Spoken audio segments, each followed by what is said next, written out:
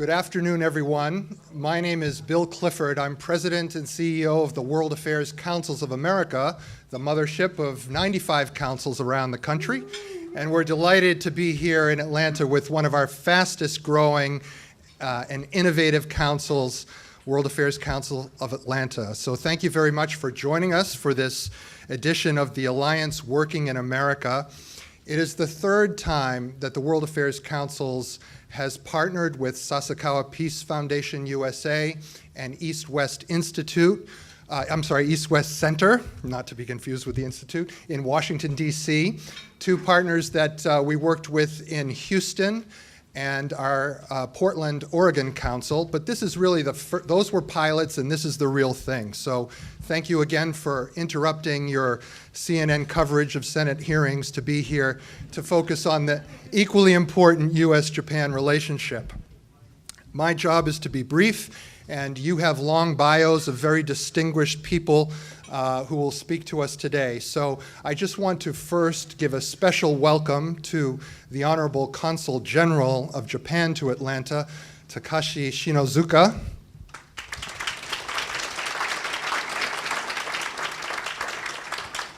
And for all the Japanese in the audience, konnichiwa minasan. I was fortunate to have spent 14 years in Japan as a teacher of English with the Japan Exchange and Teaching Program in the 80s, and then as a journalist with CNBC and CBS in the 1990s, covering the Asia financial crisis and security issues and many other things that continue with us today. So this will be a stimulating conversation for you all. I'd like to invite to the podium Admiral Dennis Blair and Charles Shapiro, Ambassador Shapiro, who leads the World Affairs Council of Atlanta. Admiral Blair, maybe you'll take my job, Charles, because Admiral Blair is a distinguished, he's an admiral and a gentleman.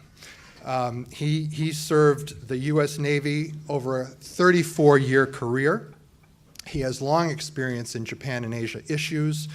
He was Director of National Intelligence from January 2009 to 2010, a cabinet position that oversees then 16 national intelligence agencies. And prior to retiring from the Navy in 2002, Admiral Blair served as Commander-in-Chief of the U.S. Pacific Command, the largest combatant of the combatant commands. I understand he is about to celebrate a milestone anniversary from his days at Oxford, where he was a Rhodes Scholar. He serves on numerous boards, and he's been decorated by so many countries, as well as our U.S. government. From Oxford to today, he's piled up the honors, and it's a pleasure, Admiral Blair, to welcome you to the podium now. And Ambassador Charles Shapiro, he joined the World Affairs Council of Atlanta in 2014, so 4 years with the Council. Previously, he had senior positions at the U.S. State Department, where he was Ambassador to Venezuela and the Principal Deputy Assistant Secretary for the Western Hemisphere. He's had a number of posts, not only in Central and South America and the Caribbean. Most importantly for me, he was a coordinator of Cuban affairs, and on my last trip to Atlanta, he chaperoned me to the High Museum of Art, where we saw Cuban art as only one could through Charles's eyes. Thank you both, gentlemen, for coming to the stage.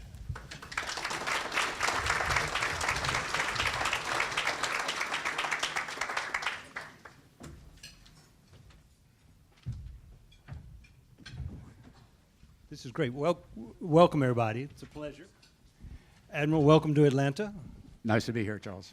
Now, is it true that you water skied behind a destroyer? It's true that I attempted to water ski behind a destroyer, but was not notably successful in achieving it, but I did live to tell the tale. So, I think that's really cool. Can you just real quickly, I think most people in the audience don't know what a combatant commander is. You are the combatant commander of the Pacific Command. What does that mean? What do you do? Right. Well, the United States Armed Forces divide the world up into regions, and for the senior military officer in each region, we assign a 4-star officer, either an admiral or a general. And your job basically is to get ready for bad things happening, so you have war plans for various contingencies. If there is a crisis, and when I was out there, crises were things like our EP-3 airplane landing unexpectedly in China after a Chinese fighter jet ran into it, or a East Timor where a referendum voted for independence, but Indonesia was resisting that, and there needed to be a UN peacekeeping force there. So you command the military operations that are going on in your part of the world. But then what you try to do most of the time is to figure out how you can support U.S. interests in that region without fighting.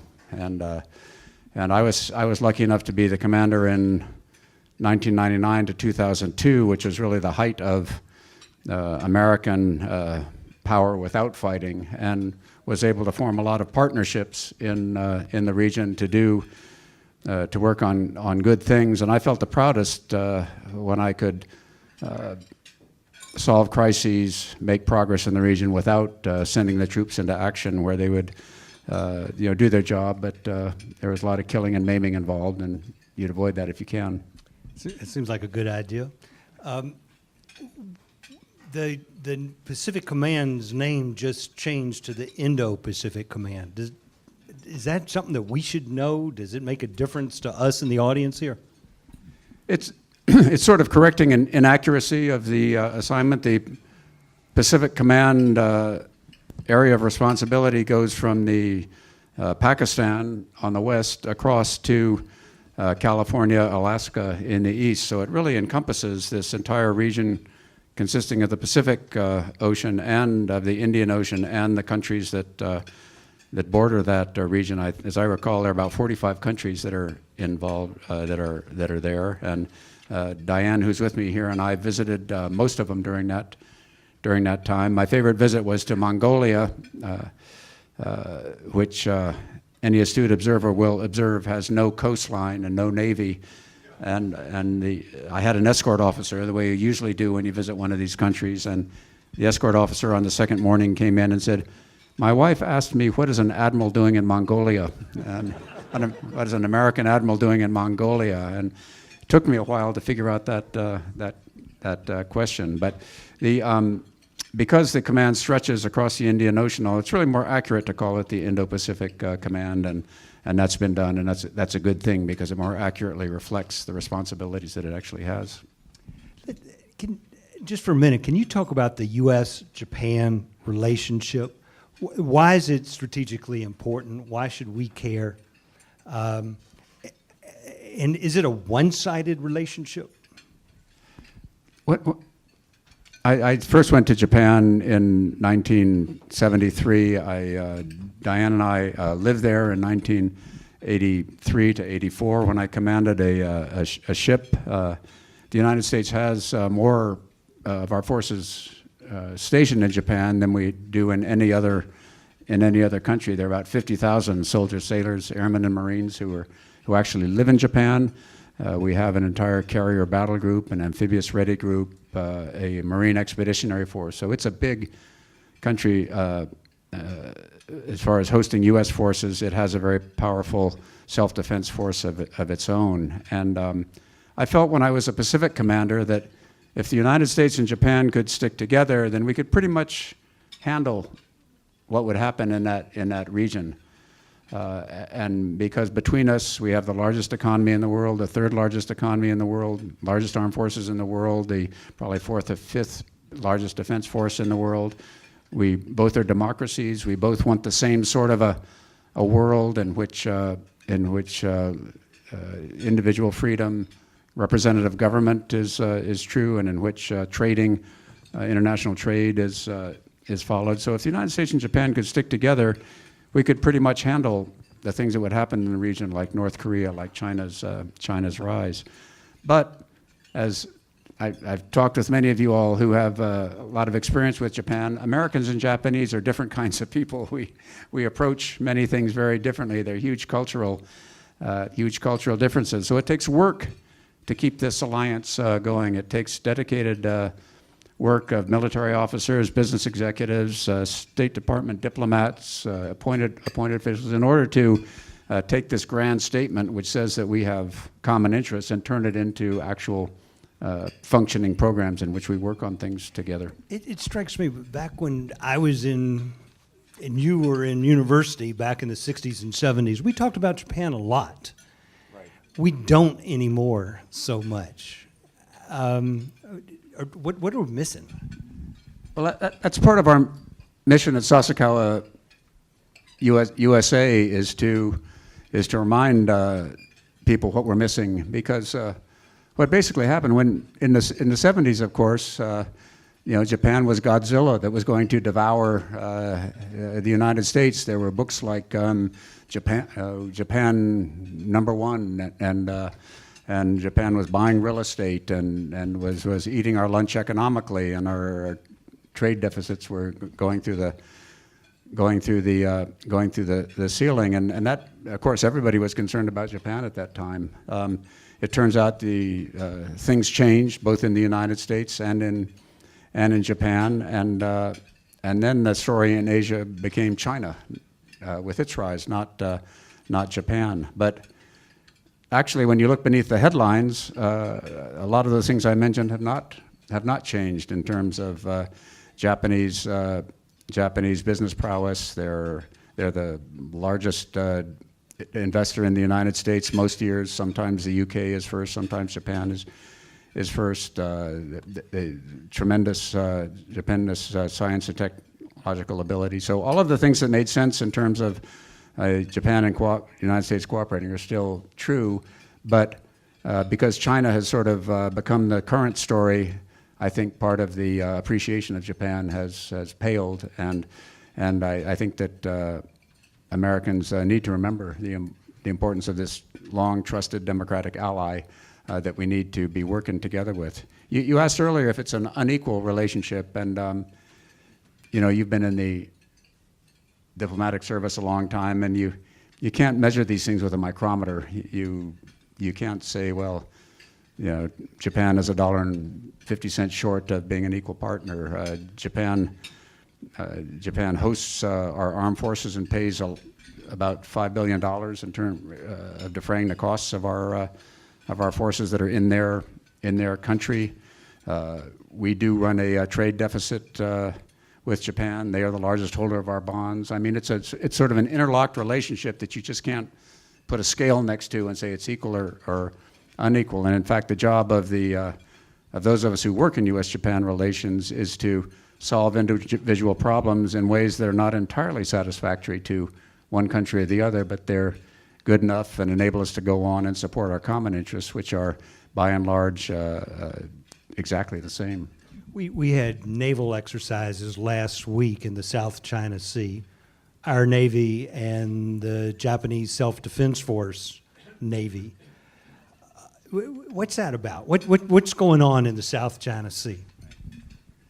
Well, what's going on in the South China Sea is primarily driven by China. China lays a claim to the entire South China Sea. If you look inside a Chinese passport, you will find a map of Asia, and that map of Asia shows a long line of Chinese territory which looks like a big tongue which reaches down out of China as far south as Indonesia. And the rest of the world calls that the South China Sea, international waters that all countries should be able to use freely. China says it's their territory. And so what's going on is China is basically challenging all other countries, saying that because we're big and powerful and we have some old maps that were written by Chinese that shows this used to belong to us, it's ours. And so what can we do about it? I mean, how do you counter them building little military installations on essentially what are reefs and atolls? It's interesting. China is mounting a pretty sophisticated campaign to build these, expand these atolls, destroying a lot of the environment around them as they do it. They are sending their Coast Guard ships, which are now under Navy control, to challenge other fishermen. They're trying to enforce their own laws, and so on the ground, on a day-to-day business, it seems that they are gaining more power.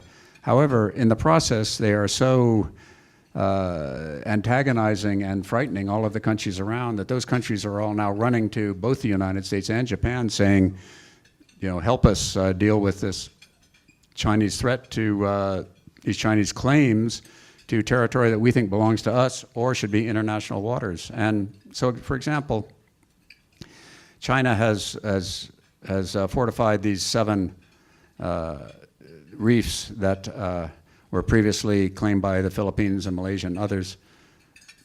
Philippines came to the United States and said, by the way, you can use 9 bases that are in the Philippines for your forces. So in fact, China really lost from a military point of view in terms of that exchange. By this fortification, they excited this reaction. Vietnam has come to the United States and says, why don't you have one of your aircraft carriers visit us? Why don't we do some exercises together? So China is making these gains in peacetime, but their situation is deteriorating strategically. All of that being said, we have to counter what they're doing on a day-to-day basis. So that's what these exercises are about, just to show that the United States and Japan and other countries that believe these are international waters can go ahead and do what countries do in international waters. They don't need China's permission. They can demonstrate that this is the kind of activity that ought to happen. And if it really came to fighting in that part of the world, these little island bases don't amount to much. They're about an hour and a half serious work to take care of them. We'll time that.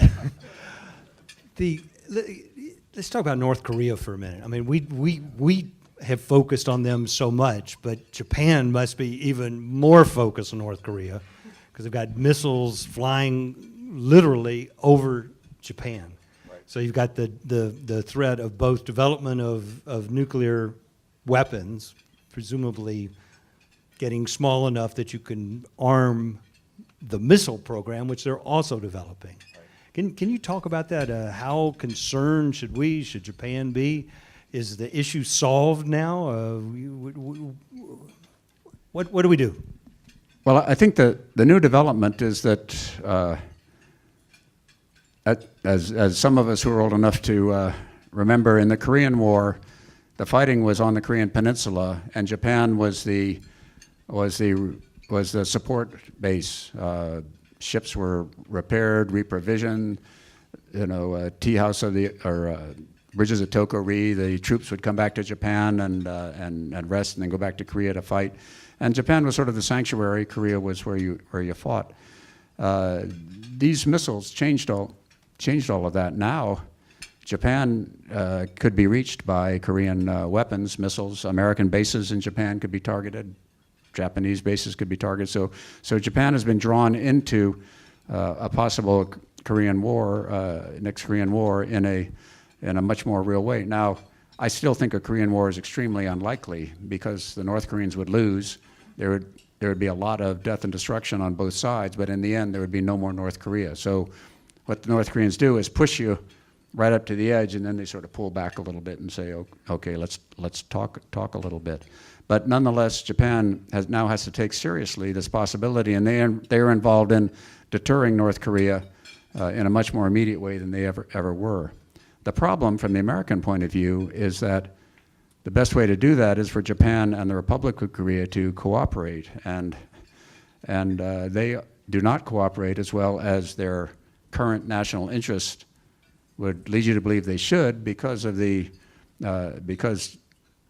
Japan used to be a colonial power that occupied Korea for a long time. There was a history of bad incidents during that time that still is very alive in the Korean mind, and that causes those countries to have big differences, even while they should be cooperating against this common threat. And we've got very knowledgeable Koreans in this audience. We have very knowledgeable Japanese in this audience. And I think all of us at sort of the working level in this relationship realize this. But when it gets to the political point of view, that's sort of a raw view that is important to emotionally to Koreans and to Japanese, that is used by Koreans and Japanese leaders on and off in ways that prevent cooperation. When we've turned on and off what the president's referred to as war games in South Korea,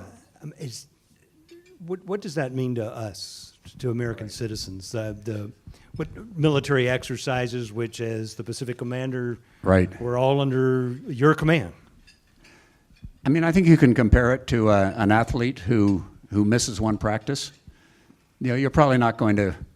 You didn't forget everything you knew the day before, but you don't want to miss 2 practices, 3 practices, a week's worth, a month's worth, and some of the things the president says are flat wrong. You know, they are not that expensive. They're what you do with military forces. There's no use having forces who are out there unless they are prepared and ready, and the way you do that is by exercising. So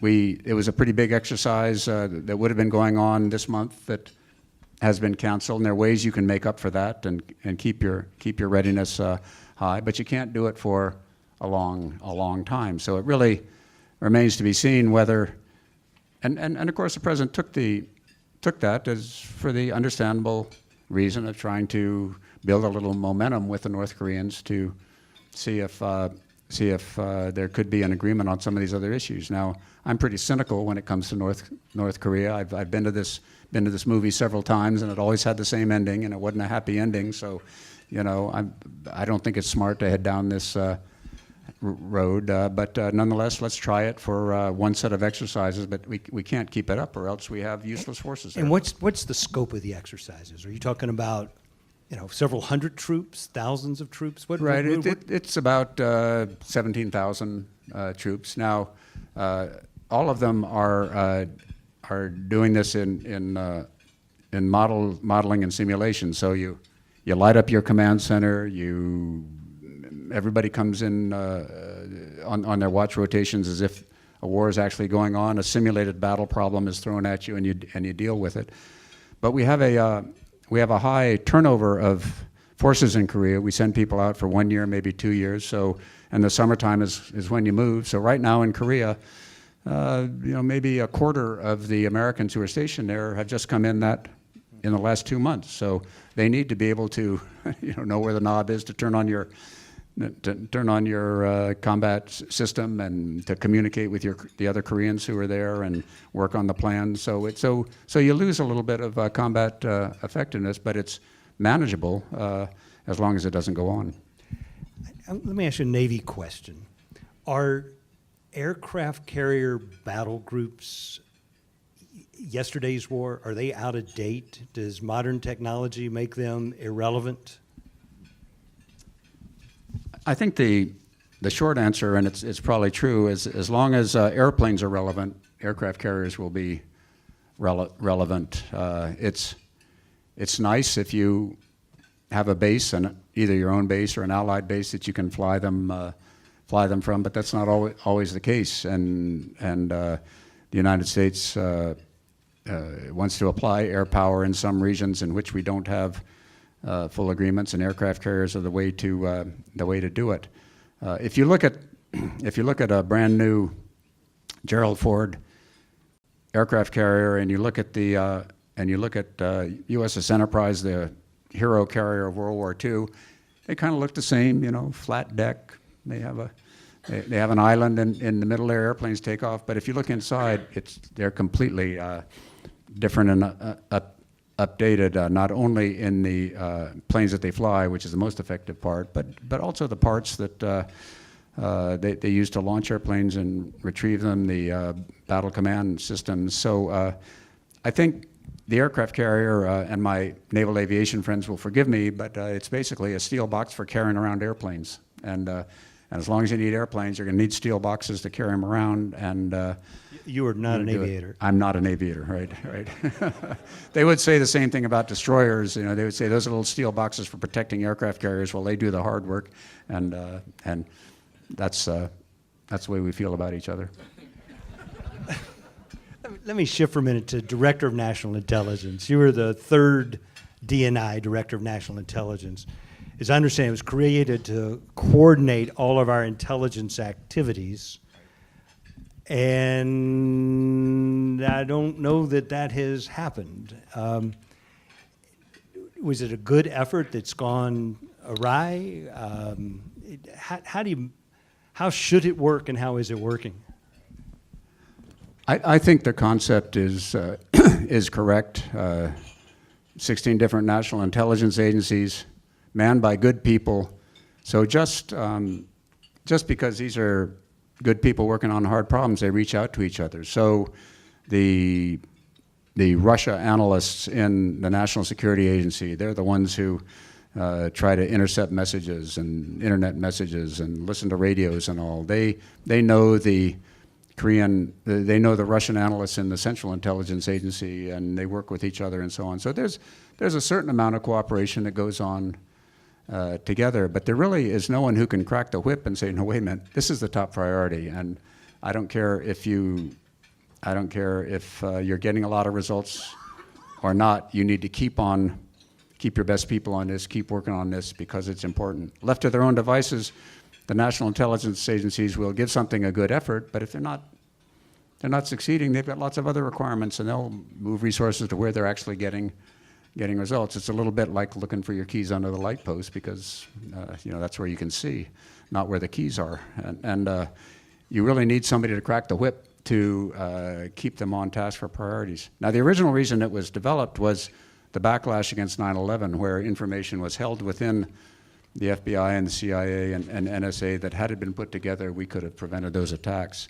That failure is seared into the heart and in the brain of every single intelligence analyst, and we do not withhold intelligence about potential terrorist activities within the intelligence community now.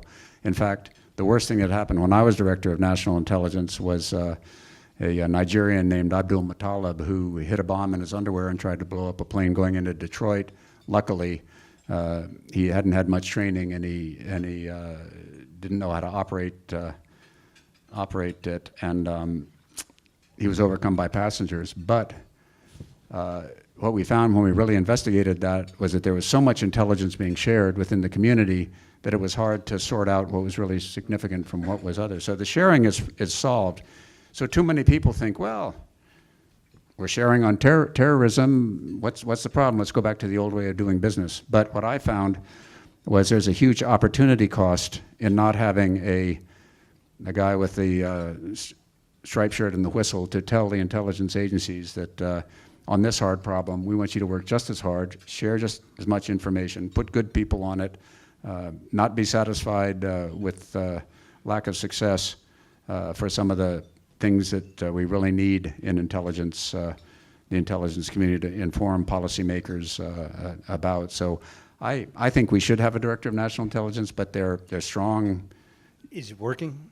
Is it achieving those goals that you laid out? It's not. It's not as well as it should. I mean, you have there are a bunch of happy children who are put into an orphanage in the National Director of National Intelligence, and they many of them say, well, we could do better on our own. We're coordinating fine. They can make that case to congressmen within the White House, to the press, to the others. And so, as you're saying, I think most American people, even ones who follow pretty closely, say, well, this really isn't working. What they don't see is the opportunity cost, which I saw on the inside, because you never see the opportunity cost in intelligence until there's a huge failure. And then there's a big investigation, and you say, oh my God, they weren't talking to each other, they weren't putting a priority on it, and I'm just hoping it won't take another one of those to move this along. How do you get people who don't, I mean, this is the challenge whether you're in business or academia or the Japanese foreign ministry, how do you get people who don't want to cooperate to cooperate? Well, I mean, my my simple Navy background is you give the authority to somebody and you issue the. So when I was Director of National Intelligence, I issued several directives that, according to the book, was within my authority, and I simply wasn't supported by the White House. And if you're not supported by the White House when you tell powerful intelligence agencies to do something, your position is basically undercut. And that's what happened. Basically, the staff in the White House, and to a certain extent the president himself, decided that he was getting good information without a Director of National Intelligence really enforcing it. And of course, the intelligence agencies fed this. They would put information directly to the White House, and this is the good stuff. You know, we don't need that DNI to put a memo on top of it. We can do it for you just fine. And they're pretty clever bureaucratic operators. And this was which administration? This is Obama administration, but it's not. But I'd say it's a secular trend. The agency self-preservation and prerogative preservation is a pretty well-honed skill in Washington, as you know, and you have to have pretty strong backing from the White House in order to, if somebody makes an end run, you have to go back and talk to the DNI, but with intelligence information especially. And I'd say the classic was probably the use of drones by the Obama administration. The Obama administration ran the drone program directly out of the White House, the president personally looking at targets and all, to a military officer. This is nuts. Right. This is nuts. Yeah, this is lieutenant colonel work. This is, and yet that seems to appeal to the sort of the political. Johnson did the same thing during the Vietnam Johnson War. did the same thing in the Vietnam War, and look how good it did there. Yeah. You know. Let me ask you one last question, then we're going to ask the rest of the panel up. And this is a John McCain question. I can't resist. In all the tributes to McCain, they said nobody was, as senator, nobody was kinder to enlisted personnel in the military, and nobody was tougher on admirals and generals than Senator McCain. Was that your experience? Yes, I'd say that's pretty accurate. And having been an admiral, I was on the receiving end of that thing. But he was awfully good in adversity. I mean, all of us just admires somebody who spent 5 years being tortured in a prison, and when he was offered the chance to go home, said, "No, I don't leave until the last one leaves." That's, I think, an example of what you said. His concession speech after President Obama beat him in 2008, I thought was one of the most gracious and patriotic concession speeches I've ever heard by a losing presidential candidate. So in those things, he was very good. He was not an easy guy to work with if you were an admiral testifying in front of him. That's probably a good thing. He was, he didn't really build much of a team around him. He wasn't a sort of an inspirational leader, but as a maverick, as a truth teller, as somebody who walked his own path, we probably need more people like that. That's great. Thank you very much. I appreciate it. This is terrific. You're supposed to stay. You're supposed to stay. We've got a 30-second break here. We're going to bring some chairs up and bring up the rest of your panel, whom I'm going to introduce, but it'd be better if y'all just look in your programs and read their full bios. Ambassador Jim Zumwalt is going to moderate this panel. His long, 34 years Foreign Service? 36, so he's beat me by 2. Is an East Asia specialist in the Department of State. Satu Limaye is the director of the East-West Center in Washington. And Jim Reed from Atlanta, Georgia, is a lawyer who did well by switching careers and is now the president of YKK North America, headquartered in Marietta with manufacturing facilities all over the U.S., Canada, Central America, and Colombia, right? Right. And he's a triathlete whom I last saw bobbing in the Tennessee River in Chattanooga, getting washed downstream. So good. Thank you all. As you come up here, I just want to note that Takashi-san, the Consul General of Japan, is taking notes and will send us corrections later. I always feel a little bit uncomfortable talking about someone else's country when you've got someone here who knows more about Japan than all of us put together. So over to you, panel, and I'm going to eat lunch while y'all talk. There you go. Good. Thank you very much, Ambassador Shapiro, for that great introduction. And I'm very excited to be here today. Thank you to the World Affairs Council and thank you to the audience for coming and listening to us. A really wonderful presentation, I thought, on U.S. Japan security issues, and I think you all have received a good sense of why Japan is such a wonderful security partner, working together with the United States to promote peace and security in the region. And I'd like, in this panel, to shift the focus a little bit to look at the economic relationship with Japan, and particularly to start with a focus on the relationship between Georgia and Japan. So I might ask Satu, if you wouldn't mind to start, if you could kind of give us an overview of how you see the trade and investment and other also people-to-people relations between Georgia and Japan. Well, thanks very much, Jim. Good afternoon to everyone, and pleased to be part of this panel and to cooperate with the World Affairs Council here in Atlanta, and of course with Sasakawa USA on this project, which is very simply called Japan Matters for America, America Matters for Japan. It's got a booklet. We're putting a new one together, so we'll issue that here shortly. And in your flyer that was distributed for this program, there's some basic data on the front and a way to use the second part of the initiative, which is the website. And you can go in and look for all kinds of things and do all kinds of comparisons. The big story is this, as the Admiral said. Notwithstanding the fact that perhaps Japan hasn't gotten as much play in terms of public attention and media attention, or the basic strengths of Japan and the U.S. Japan relationship are second to none in terms of U.S. Japan connections.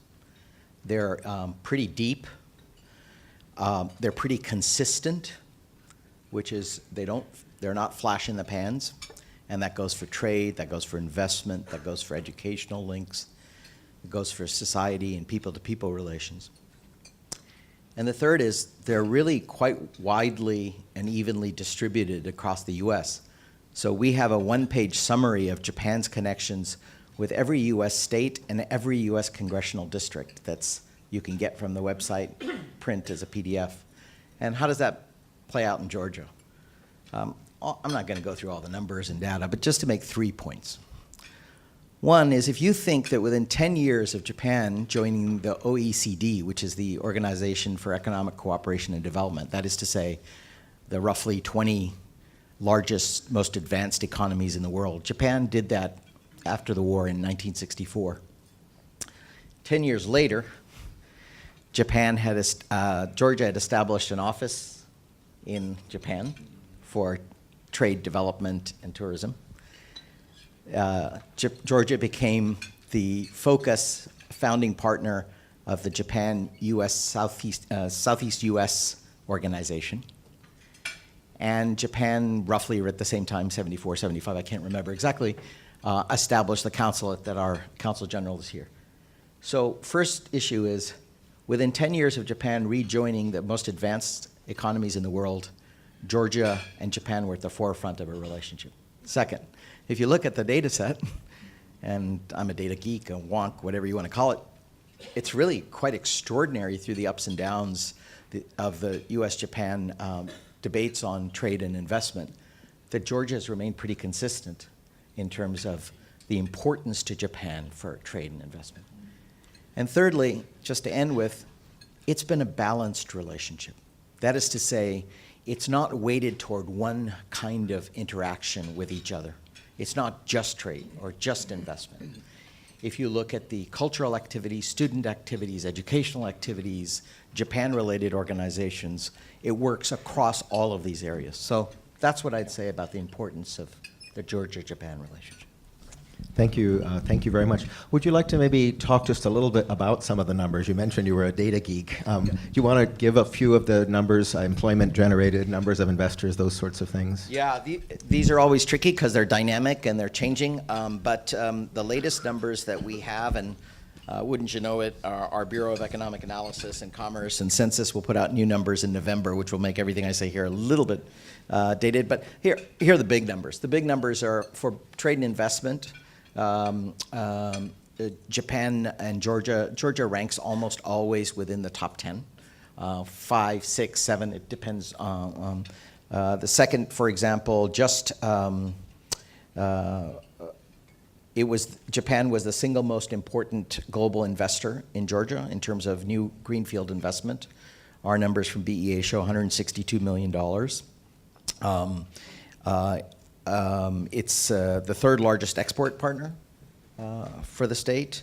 There are 21 community organizations based here in Georgia, 10 to 11 sister city relationships, for example. And if you plot these on a map, which we did, it's very interesting.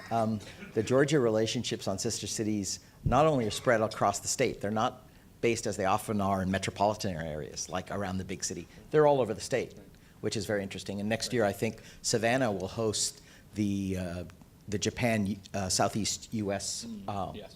Meeting, the summit. So 10 or 11 sister city relationships, and they're spread all over Japan as well, all over the different prefectures. And then finally, we count roughly about 11 or 12 Japan-related educational programs at colleges and universities.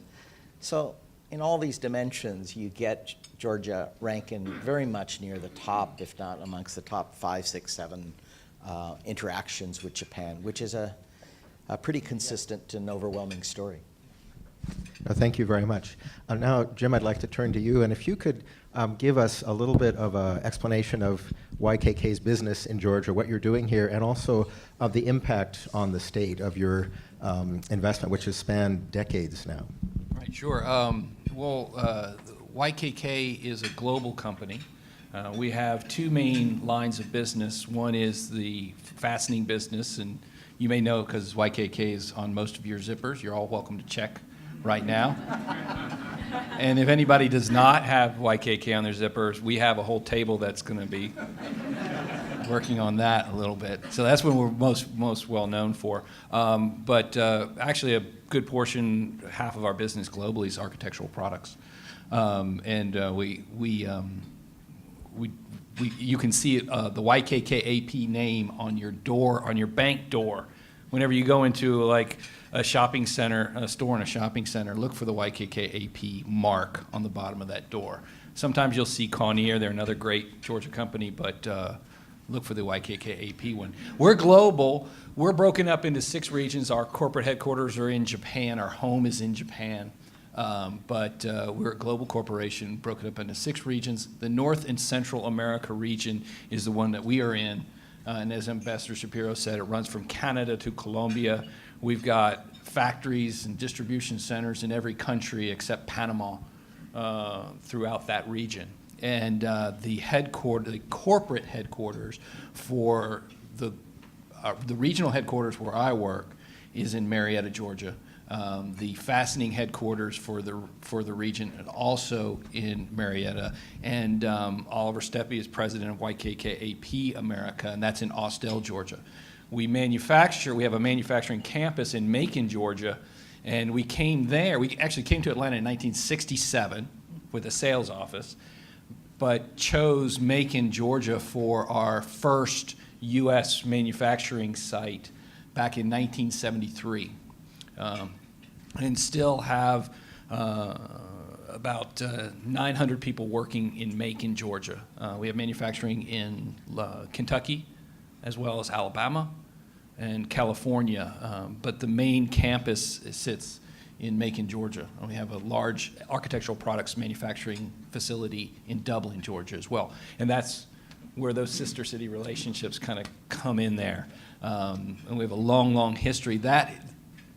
The choice of making Macon our home was made by our founder, Tadao Yoshida, And Georgia has a lot of positives from an economics perspective. A lot of you folks are familiar with it. You know, we've got the port, we've got the highway system, we've got great workers, we've got favorable tax system, we've got power, you know, cheap power, lots of support from that infrastructure perspective. But I think the thing that really made the difference then and will still be impactful now are the people-to-people relationships. At that time, our founder developed a personal relationship with then Governor Carter that still spans today. In fact, I was with our founder's son, who has recently retired from our chairman role, to go visit President Carter just earlier this year. We have a very close relationship with the Carter Center and President Carter, and governors subsequently, and mayors subsequently, and communities subsequently. So that's a significant reason as to why we came to Georgia and why we continue to invest. No, thank you. I think you raise a very good point. From my perspective, when I worked in U.S. Embassy Tokyo in the economics section, I saw lots of American states coming, you know, competing for Japanese investment. But talking to Japanese investors, I think asking them, what is it that makes you choose one place over another? And the most common answer was relationships. If we know the local government and the state government, that gives us assurance that we can work out issues that occur once we've made our investment. So I think you made a good point about relationships. I was wondering, one other characteristic of Japanese investors is they tend to be very long-term, patient investors. Could you talk a little bit about YKK's philosophy, but then maybe also broaden that to your impressions of Japanese investors in the United States? Yes. YKK fits right into the mold of the typical Japanese investor, which the timeline is forever. And so that's what makes a Japanese company much more valuable, I think, than a lot of other foreign investors coming into a state. Now, other companies may have that same timeline. My personal experience is with YKK, where we really have that perspective of this is just going to continue forever. And the purpose, YKK runs under a philosophy we call the cycle of goodness, that no one prospers without rendering benefit to others. And that is a mantra and philosophy that drives through every decision that we make. So as we make an investment, we're not looking to grab the best tax breaks from the community. We're not going to pick the community because they're going to give us the most free stuff. We think about the holistic approach as to what are the benefits for the company so that the company can grow, so that the company can provide quality products to our customers, so the customers can grow, and then how can we benefit our employees and the community can grow, and the cycle just continues. And the objective is to continue to grow at a steady pace forever, because the objective of the cycle of goodness is a reason to be in and of itself. We are not driven by quarterly performance. We are judged primarily on 4-year periods. That's kind of the short-term period that you're looking at from a YKK perspective is that 4-year period. And if you really think about business, if you're looking at business from a quarter-to-quarter perspective, maybe there's other businesses that can fluctuate significantly. But from a manufacturing perspective, when you're making a significant investment into the infrastructure of a system, 4 years is a pretty short period of time to look.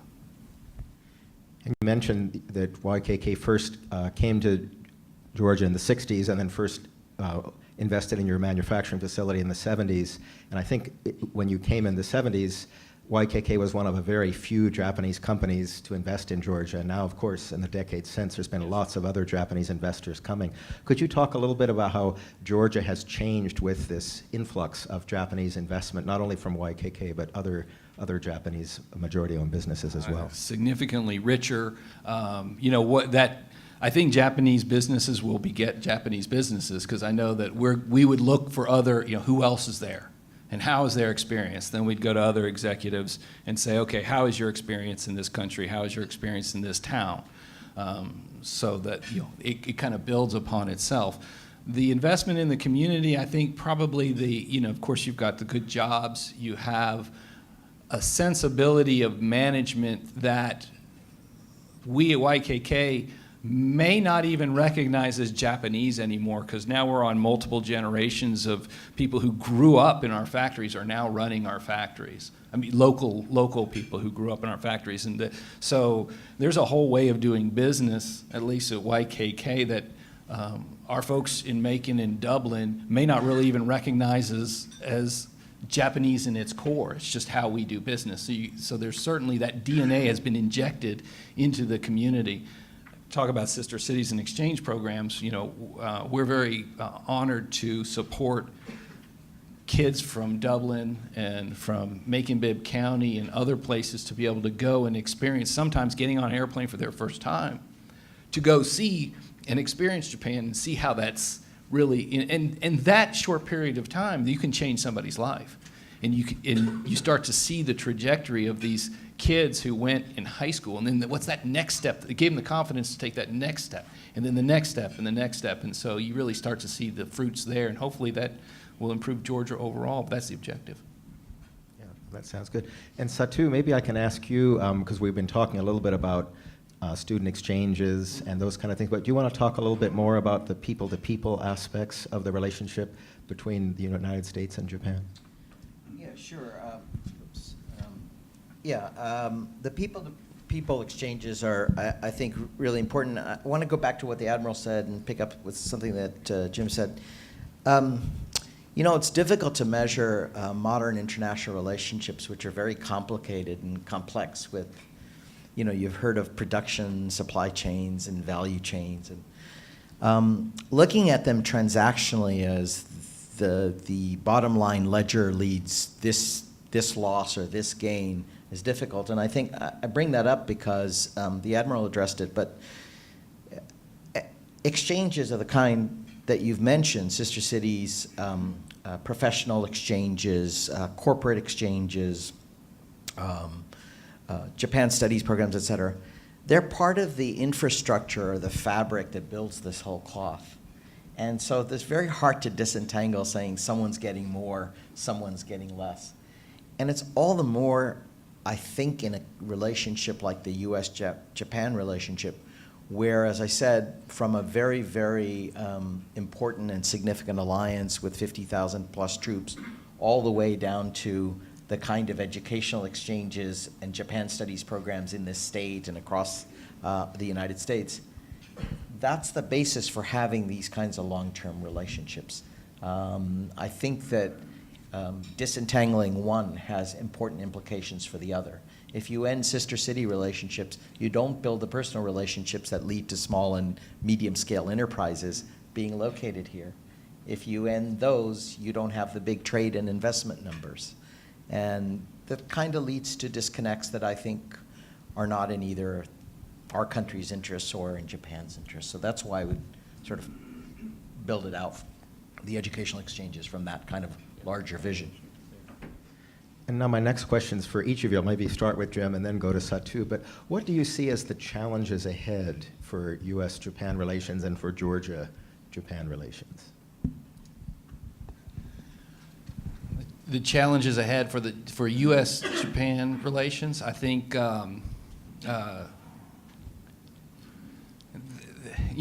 certainly I get a lot of questions from my senior management in Japan as to what the president says and why, and we're like this, he's not talking to you, but they hear it, right? So my point is, he's not talking to you as an audience, to my senior management in Japan, because they hear something and they say, do we need to pay attention to this? Do we need to start worrying? Do we need to start making plans for how we're going to adjust to all these changes that are about to happen?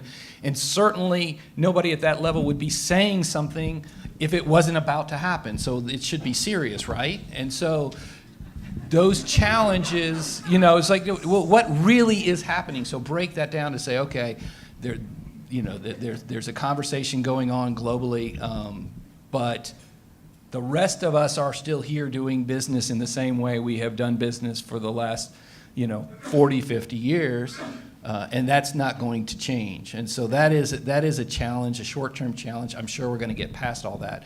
From my business perspective, the Canada, U.S., Mexico, and Latin America region is a region. From a global perspective, that's what we're looking at. Okay, the world is looking at the region, especially in the manufacturing world. They're not just looking in the United States because the supply chains are too integrated and things are moving around, and they're going to move around a lot faster. If you start putting up barriers and walls within that region is going to be less attractive, and it will shift to other regions. That is absolutely going to happen. From a global perspective. So if you want, I don't think it would be anything anybody would perceive immediately, but there would be this slowly deteriorating view as it's easier and better if you're just doing something somewhere else. That would be a big challenge. So we have to overcome that. Yeah, I think you raise a very good point because talking with Japanese businesses and potential investors in the United States in the past, I think one of the ways in which the United States was appealing was we were seen as a nation of rule of law with predictability and certainty about what kind of environment we were going to invest in, that 5 years from now we know where we're going to be. And I think that sense of certainty is less than it was, shall we say. Yeah, I mean, certainty, tell us what the rules are and business will succeed. It really does, you can throw up whatever rules you want to. You will not stop business. It's going to evolve the way it's going to evolve. You just got to tell them what those rules are. But if there are no rules, then nobody's going to make that decision. So if things are kind of uncertain, then decisions will be put off. Yeah, definitely.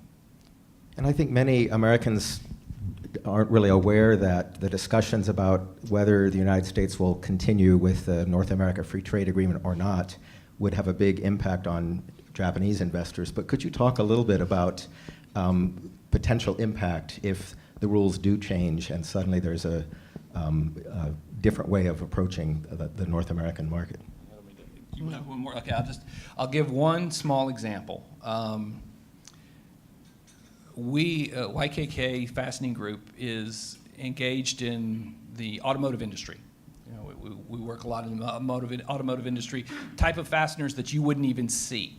So the car seat in your automobile is made of foam. In Macon, Georgia, we make a wonderful product that's a hook and loop product. You might call it Velcro. We don't. We call it hook and loop product. The hook portion is highly engineered portion. It's supposed to. It's part of the It's designed for part of the manufacturing process where you cook the foam into the seat. That's made in Macon, Georgia. That is sent up to Detroit, and it's sent up to Canada, where there are foam plants in both places, where they're making seat foam cushions all the time. Because Detroit's very close to Canada, it's easy for those things to happen. You know, Windsor and Detroit. The upholstery industry for car seats is in Mexico. It has been, that's where it is. So all the covers are made in Mexico. We make a loop product to go with that hook product in Mexico. That loop product goes to the seat cover manufacturers in Mexico, who then sew it into the seat covers. Those seat covers are then sent to Michigan and Mexico, where those seats are assembled. And then those seats will go to Mexico, United States, and Canada to be installed in automobiles across the whole region. You can't, and that's just a seat. That's not even the electronics on the seat. And those products are flying across the borders all the time, sometimes 3 and 4 times in different states of finish.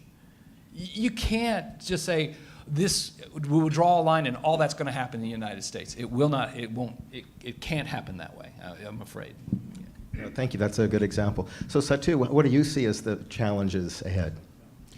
Well, you gave us a series of really good challenges. I'll tell you 2 things that sort of are more and more on my mind. One is related to what Jim said. The first one is we forget sometimes we're focusing on the bilateral relationship.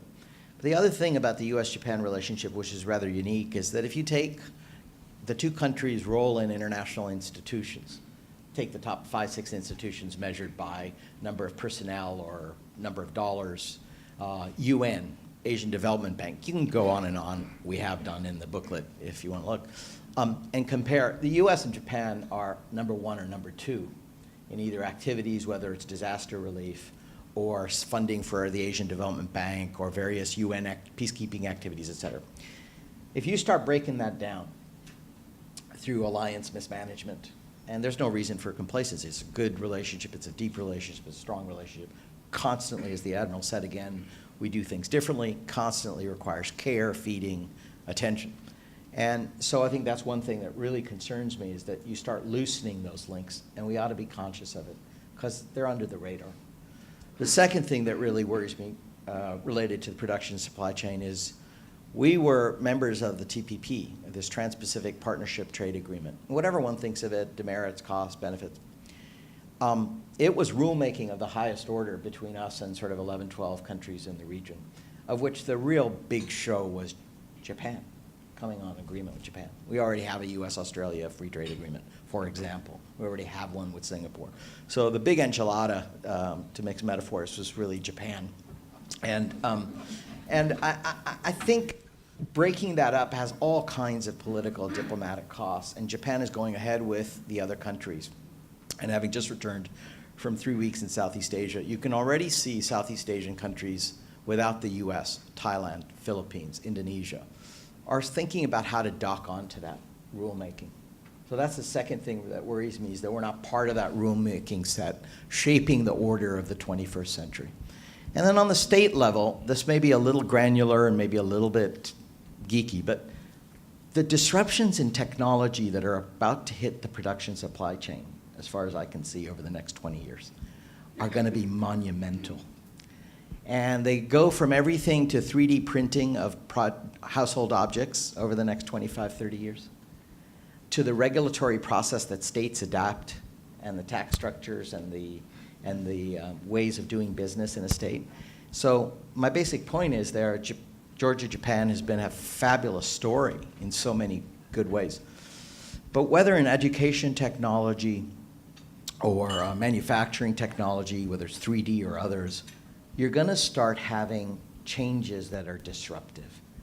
And I don't know the answer, but I can't help but think if you take apart the iPhone and look at the way that production supply chain works, I can't believe that that will be the same in 20 years. And how to think about that, how to prepare for that. I mean, this storm that has temporarily disabled, but significantly, the Osaka airport, I was thinking about it today, is I spent quite a lot of time trying to figure out how the chips that are sent on airplanes from Osaka, Kansai region, into which products they go that will affect the supply chain, and how to think about managing for those risks under climate change. Those are the kind of things I think maybe a little granular, maybe a little wonky, but really going to have important impacts quite apart from the big macro story. So that's what I would offer. Okay, thanks very much. Yes, so actually I was going to go to audience Q&A, is that okay? I think we really would like to hear your questions. I think we have 2 mic runners, is that right? Yes, so just pause for a moment for Admiral Blair to get back, if you can think of your questions. What I'll do is take 2 questions at a time, just to try and facilitate more Q&A here. I think we're going to slide down a little bit. So if you have questions, if you could raise your hand, and when I recognize you, I will ask you to state your name and your affiliation for the audience.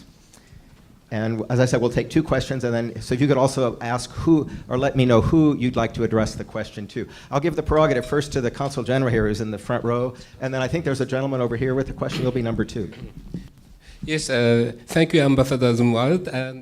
And first of all, I would like to say to the panel, welcome to Atlanta, our great city, and I'm so happy to see you, Ambassador.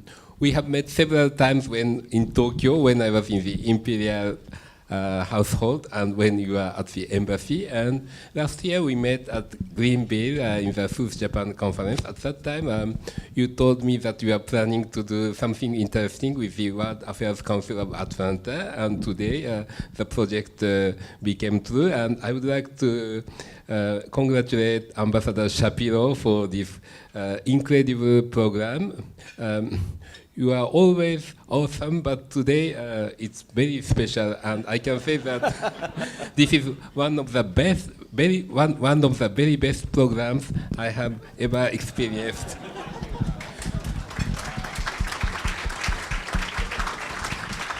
And I would also like to thank Admiral Blair for making that trip, and also to pay tribute to the role of the U.S. Pacific forces for our alliance and for the stability in our region. Our two countries are now implementing what we call a free and open Indo-Pacific strategy, and I believe that your forces would continue to play a major role in this initiative. Well, concerning the relations between Japan and Georgia, much has been said by our panelists, so I don't have so many things to add, but I would like to say that the Japanese community here is proud to be part of the effort to make Georgia greater, and that we look forward to working and growing together with every other community. And we can witness, I don't say every single week, but very often in a year, the expansion of Japanese companies which are already here, and also the arrival of new Japanese companies. For example, yesterday, we had the news of an automotive auto parts industry in Newton County, which is going to invest $70 million of US dollars and create 100 jobs. And I see many friends from the Georgia Department of Economic Development, and I am thankful that Governor Deal issued a statement about that. So, between Georgia and Japan, this is a long story of friendship, but the base is just people, the people of Georgia, and when the Japanese companies look for a place to invest, they look for a great community, and a good community means good education, good neighborhood, good safety, and good health system. And we can find all of this in Georgia. So I think that the relations of Japan and Georgia would have a bright future. So I would like to stop here because there should be many people who would like to ask questions. Thank you. Thank you very much.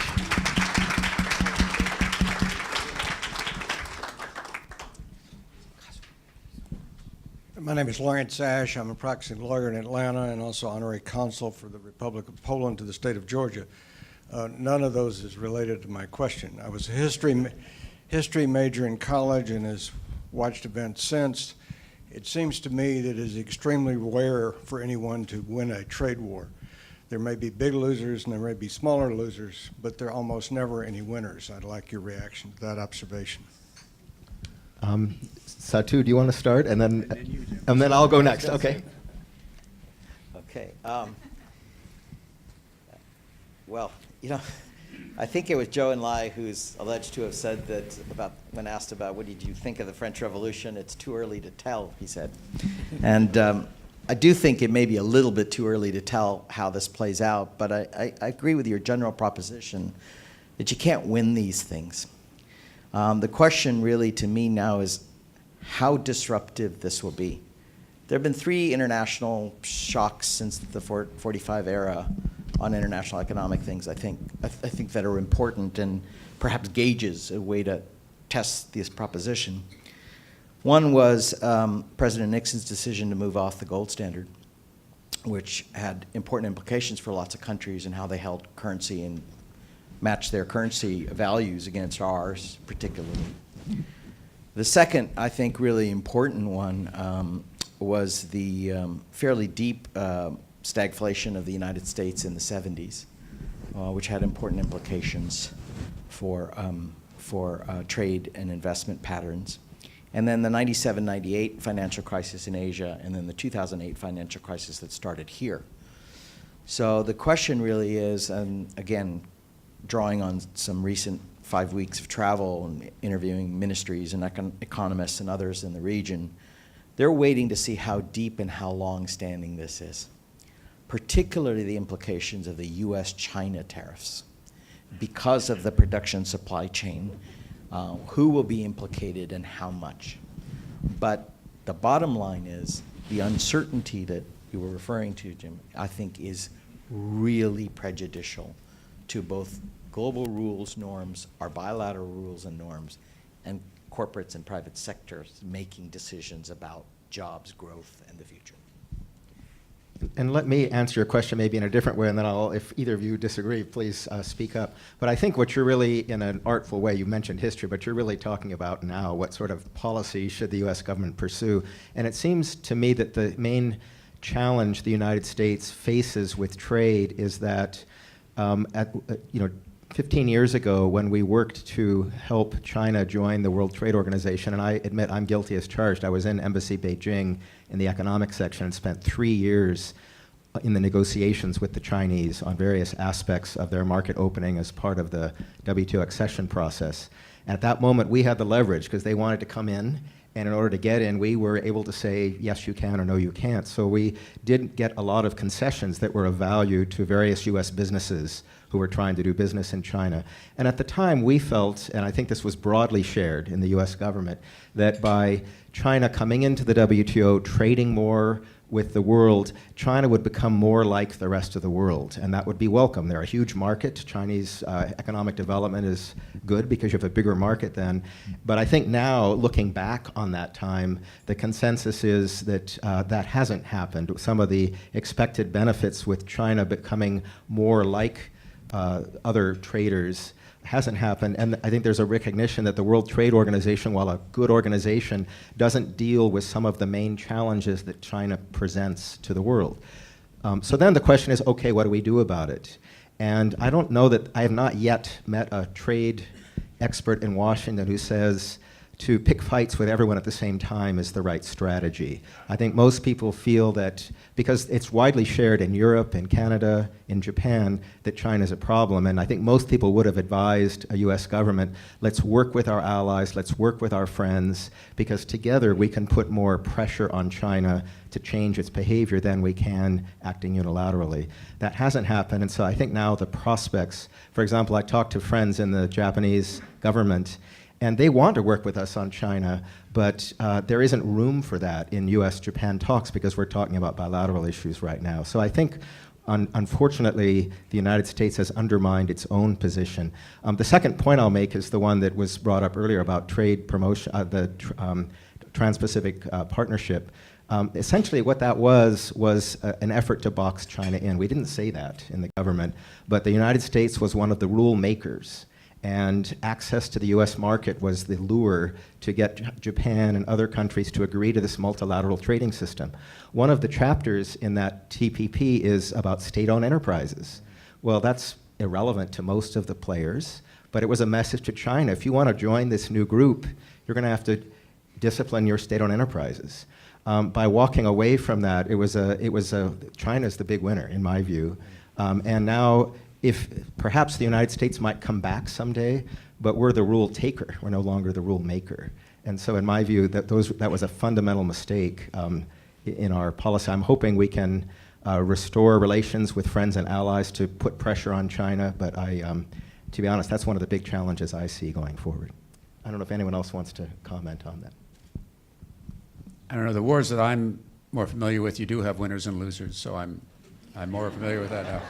Now, it's not always clear at the end, just when the war ends, who was the actual winner and who was the actual loser, but there is a verdict, so I'm going to defer to everybody else. From before about no, I think I'm... Okay. All right, another question then. Let's see. Okay, we'll go over here. I'm trying to get you a spot.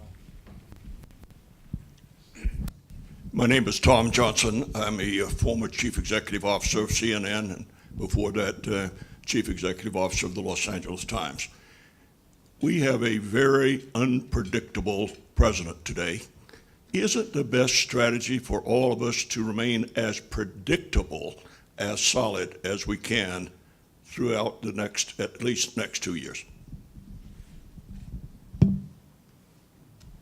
I'll start, Tom, because that's a pretty profound question. I think that in some ways the sort of reactive predictability about the United States since the end of the Cold War has been, in some senses, a disadvantage. We just sit there waiting for bad things to happen, and then we deal with them rather than projecting some positive vision of where we think the world ought to go, and we as the most powerful nation should help direct it and then take steps to make that. It is almost after the wall came down, we said we like it the way it is. Anything that happens is bad, and so we're just going to react to it. So I think we sort of have to regain a more positive sense in this country of where we want to go, and to be more initiators than just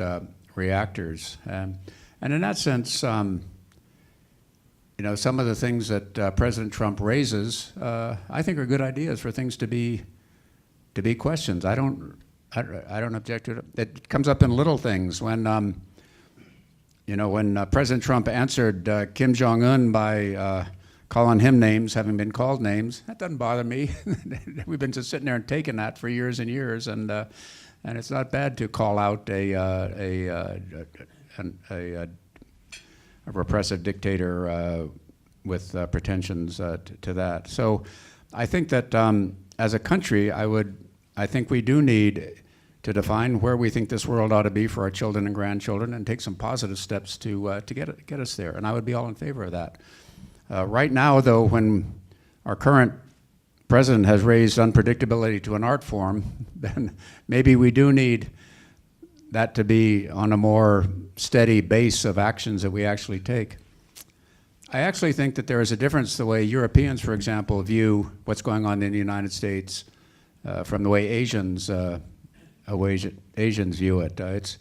Satu found it on his trip. We who deal with Japan and Chinese and all notice it too. Maybe it's the 12-hour time zone. Maybe it's not quite such close cultural identity. But I think the Asian leaders and Asian elites tend to look at the United States in terms of what actually happens, rather than tweets and the inside the beltway kind of stuff. And from their point of view, a lot of what the United States is doing in Asia is pretty good. I'd say the only big misstep we've taken in Asian policy in this administration has been withdrawing from TPP. And as we've discussed at this table, that's a big step. But in terms of contesting China's attempt to extend its power into the South China Sea, in terms of standing up with Japan, in terms of being strong for North Korea, but offering a possibility for North Korea to change its ways. So those I think are all good, and they weren't something that we were doing previously. So this mixture of being predictable and reliable on the one hand, but taking the initiative to make good things happen is a delicate one. And the formula that you recommend of because there's such a high unpredictability factor at the presidential level, maybe the rest of us should sort of keep the basics going and keep the store tended, is probably not bad advice for the next couple of years. And if I could just add on that, because we've talked about our security relationship, our economic relationship, but the basis for those positive ties there is a base, and it's the people-to-people ties that exist between communities, cities, families, and individuals. And so I do think that's something that all of us can contribute toward in a variety of ways. But certainly celebrating each other's culture is a wonderful way, and promoting exchange programs, encouraging universities to expand their study abroad programs. These are all youth exchange. These are all investments in our future. And so regardless of the current politics, if we're looking long term, that's something that all of us could do to make sure that our wonderful relationship with Japan is sustained and continues in the future. I think we had some other questions. Yes, back here.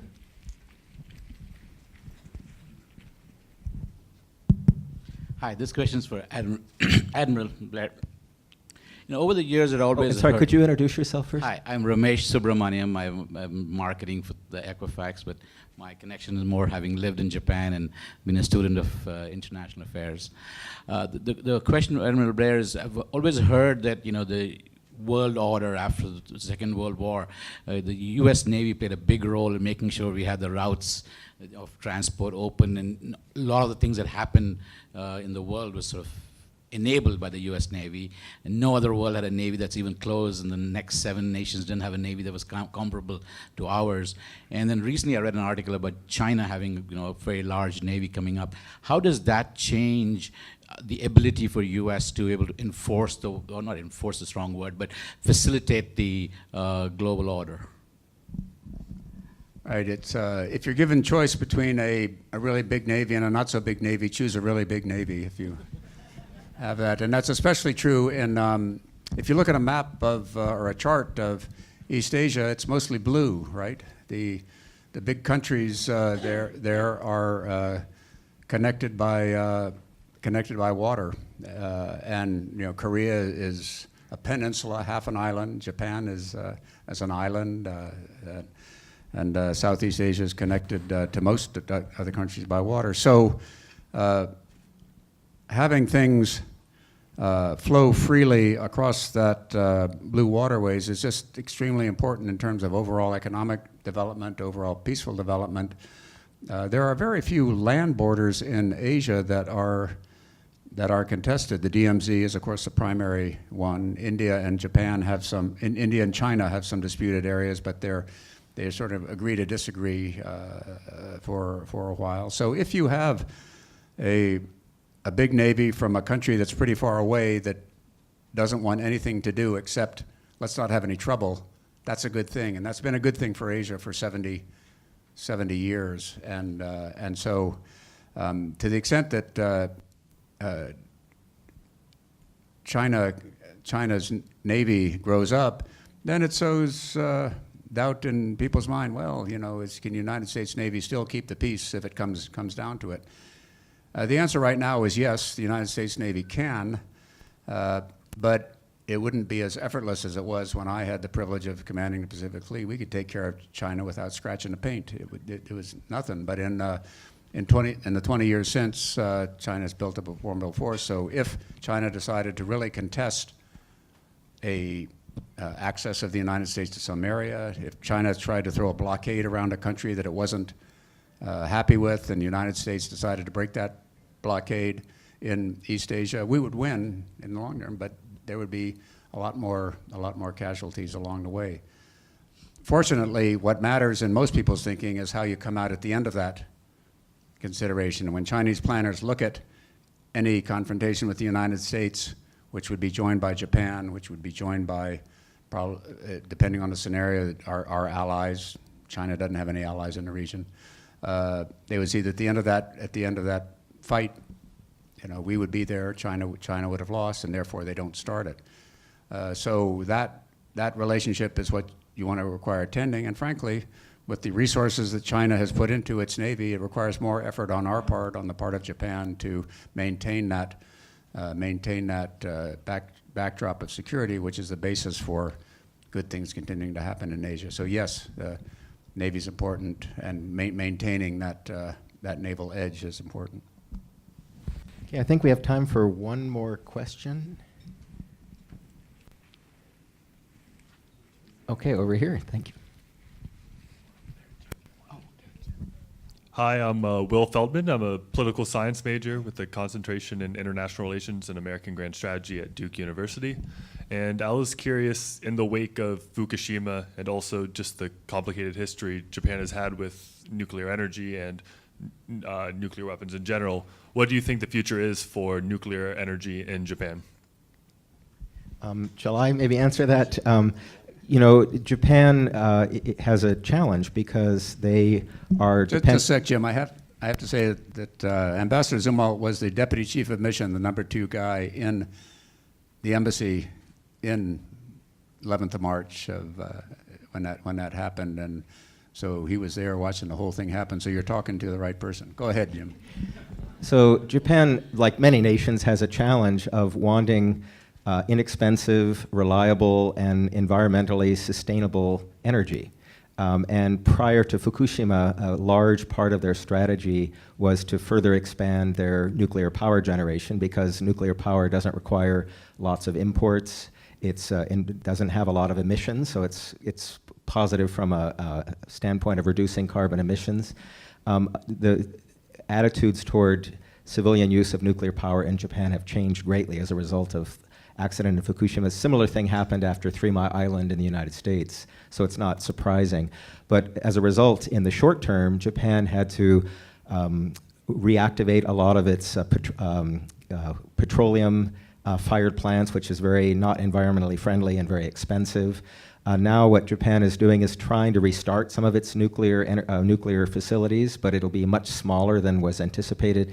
And what that's meant, though, and it's certainly positive for the United States, is a huge demand for gas-fired energy. And I think that given the changes in the United States as well, it means that there is a possibility going forward of many more exports of U.S. Liquefied natural gas to Japan.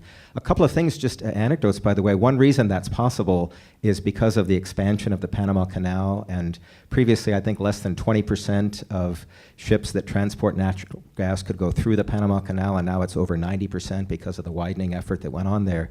And this is important because, for whatever reason, the west coast of the United States does not like exporting oil and gas. Most of it will come from the Texas, Louisiana area, so you really need to ship through the Panama Canal. But this results, and you're seeing an inflow of Japanese investment in plants. A good example of that is in the state of Maryland, where Sumitomo, in conjunction with Dominion Power, a Virginia company, and Osaka Gas, a Japanese company, is converting a facility that was built to import natural gas, because in the old days we used to import, to being an export facility. It's over $1 billion investment in it, and their first shipment of LNG to Japan just left that point.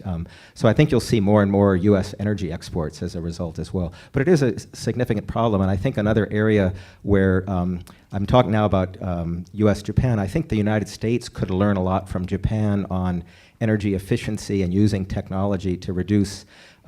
Japan has a much more efficient, if you look at GDP per unit of energy, Japan is much more efficient than the United States. So this isn't a one-way street. I think there's a lot the United States could learn from Japan as well. So I'm sorry, I think But Jim, if you had to make a call, 20 years, will there be a Japanese nuclear power industry or not? There's interest in different type of nuclear power, much smaller scale reactors that are maybe less risky and less costly. So if the United States and Japan can work together to develop this new form of nuclear energy, then yes, I think it could continue. But, right. but not the current generation is really so expensive. I think it's so too difficult. expensive, and now there's just political opposition both in the United States and Japan. So I think in current form, it's unlikely to.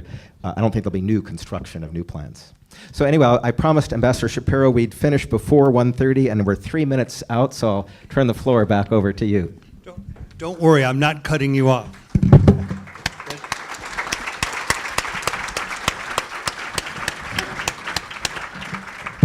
I want to thank this tremendous panel. Jim, you're great. Your last answer was terrific. Jim, you were great. All your answers were terrific. Dennis, you were fabulous.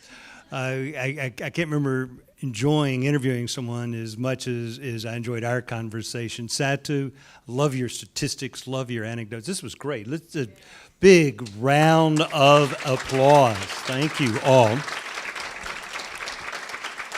I know that many of you have received decorations and medals from countries around the world. There is no higher honor in Atlanta than what I am about to award you and Bill Clifford. If Bill, come up here, Bill, real quick. And this is the official tie of the World Affairs Council of Atlanta. It's something that I know you will all wear proudly. And actually, Emily is going to hand these to you. Look at that fabulous tie. Woohoo! That's great. It was not manufactured and made in Georgia, however. I want to or in Japan, either country. There, before you go, I want to thank our co-host, the Sasakawa Peace Foundation USA, without whom this would not have been possible at all. The East-West Center in Washington, thank you, Satu. The World Affairs Councils of America, Bill, thank you. And they're having the huge conference in November, which all of y'all are invited to. And there's actually some brochures outside to tell you all about it. If you like this, try 3 days nonstop of speakers, experts, and meals. It's tremendous. The media sponsor is Fortin Media, so Fortin Media, thank you guys. Woohoo! And Terry, thank you. This has been great. Our table hosts, Aflac, where are y'all? Right there. Yeah, Aflac, thank you. Baker Donaldson Law Firm, thank you very much. Appreciate it. The Georgia Department of Economic Development, and we've got Deputy Commissioners Mary Waters and Abby Torano, thank you all very much. Hartsfield-Jackson International Airport, without whom the speakers would not have gotten here. So they play a very key role. And YKK America. And Jessica, thank you so much. Jessica Court, Jim is the face. Jessica makes the company work. Jessica, thank you all.